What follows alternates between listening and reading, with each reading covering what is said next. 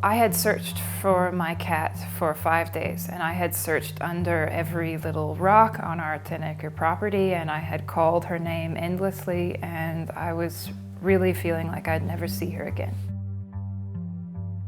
So in my desperation, I decided to take a leap and try an animal communicator. She was convinced that Little Bear was dead, and she said she really just wanted confirmation. If this feels wrong, I'm gonna ignore it because I don't want to have false hope, because this cat means the world to me. Please ground yourself as much as you can. Don't worry, I know this is hard, but if you feel grounded and present, then Little Bear will feel you. As soon as Sharon got in contact with Little Bear, I could feel that it was really my Little Bear. The things she said, no one else could know those things about that cat. I think she's a little ways away from your house. She's gotten herself kind of far. She said she kind of got wrapped up in chasing after a bird or something, and then by the time she looked up, she's like, oh my gosh, I don't know where I am.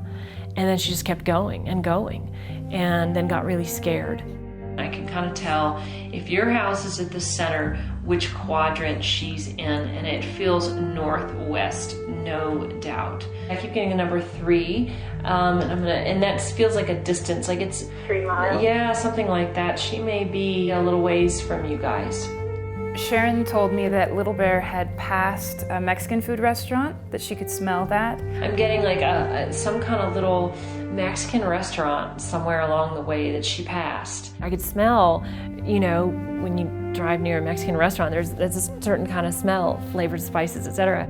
We only have one restaurant in town, and there's no way Sharon could have known that, but the only restaurant we have in town is a Mexican food place. She said, I feel like Little Bear is about half a mile from that Mexican food place. The other thing I'm seeing is like a tall tree. Honestly, it looks like a palm tree, like a really tall palm tree.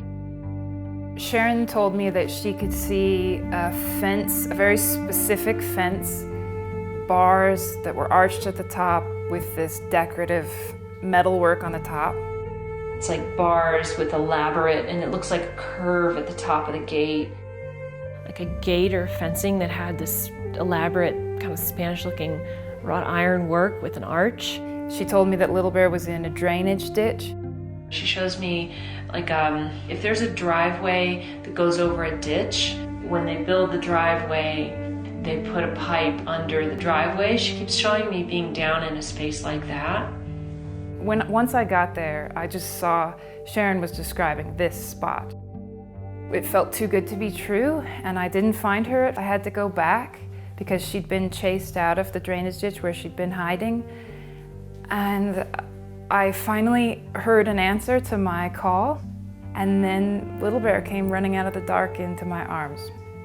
And she was exactly half a mile from the Mexican food place, 3 miles from our house, just exactly where Sharon had said.